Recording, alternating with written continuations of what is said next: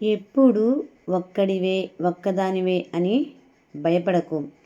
ఒంటరిగా చేసే పోరాటాలే గొప్ప గొప్ప సామ్రాజ్యాలు నిర్మించాయి. అంతేకాదు గొప్ప వ్యక్తులుగా కూడా తీర్చిదిద్దాయి.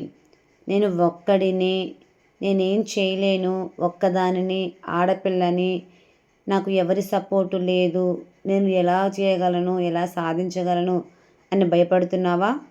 అంతే, కథం అయిపోయింది. నువ్వేం చేయలేవబ్బా.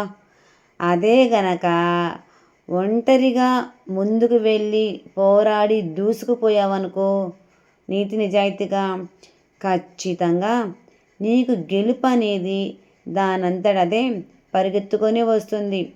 ఎప్పుడూ కూడా ఒక్కడివే ఒక్కదానివని కూర్చొని ఆలోచిస్తూ ఉండొద్దు.